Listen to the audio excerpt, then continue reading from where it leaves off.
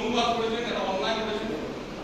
এবং reverend James long, একটা James long স্মরণীয় বেহালা থেকে রাস্তা আছে, কেউ যদি জানবি, রেভারেন্ড জেমস লং সেইটা প্রকাশ করেছিলেন ওই অনুবাদটা ইংরাজি। তার জন্য তাকে ১,৫০০ টাকা জরিমানা দিতে হয়েছিল। সেই সময় ১,৫০০ টাকা মানে আজকে কয়েক লক্ষ টাকা, এবং সেটা আমরা একজন বাবু দিয়ে দিচ্ছি। যাই হোক, সেইটা নিয়ে ১৮৭২ সালে গিরিশচন্দ্র ঘোষ, অর্ধেন্দ্র শেখর মুস্তাফি, অমরেন্দ্রনাথ দত্ত, আরো আর কয়েকজন মিলে প্রথম নীলদর্পণ নাটকটা নীলদর্পণ নাটকটা যেই করলেন ভারতবর্ষে আগুন লেগে গেল। কেন আগুন লেগে গেল মানে আগুন জ্বলে যারা দেখলো নাটকটা তাদের মনে আগুন লেগে, কারণ ততদিনে মানুষের কথা সেইভাবে উঠে আসে। তুই দেখছিস আমার কথা বলছি, এই বহুরূপী দেখেছো, ভালো লেগেছে। কেন ভালো লেগেছে? অনেক কিছু মিলে মেলাতে পেরেছে, তাই না? ভালো লেগেছে, নিজের সঙ্গে অনেক কিছু মেলাতে পেরেছে, বা এখনকার সমাজ ব্যবস্থার সঙ্গে অনেক কিছু মেলাতে পেরেছে। নীলদর্পণ থেকে তখনকার চাষিরা দেখলো তাদের তো যা অত্যাচার হয়েছে, সেই অত্যাচার নাটকে দেখানো হয়েছে। তাদের বাড়ি জ্বালিয়ে দেওয়া হয়েছে, তাদের ক্ষেত নিয়ে নেওয়া হয়েছে, নীল চাষ তাদের করতেই হবে, ধান চাষ করতে পারবে না, ধান চাষ করলে তাদের জমি নিয়ে নেওয়া হবে, এইসব নাটকে দেখানো হয়েছে।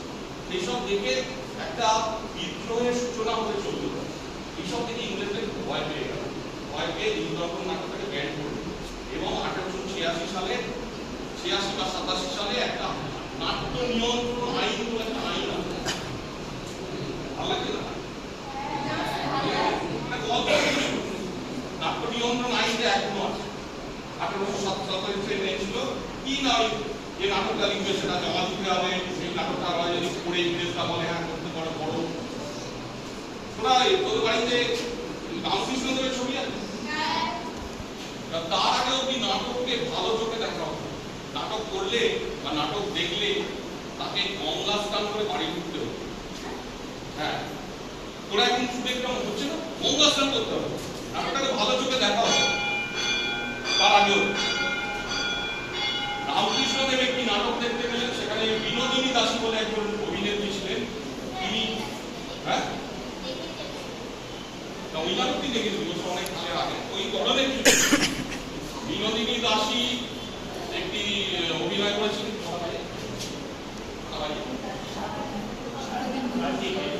বিনোদিনী দাসী শ্রী চৈতন্যের অভিনয় করেছিলেন। এবার ওই অভিনয় দেখে রামকৃষ্ণদেব এত আপ্লুত হয়ে গেলেন, বিনোদিনী দাসীকে আশীর্বাদ করলেন এবং বললেন, ওই যে আমাদের স্যার একটু আগে যেটা বলে, নাটকে লোক শিক্ষা হয়। লোক শিক্ষা, লোক শিক্ষা মানে কি? যে শিক্ষা আমি পঠন পাঠনে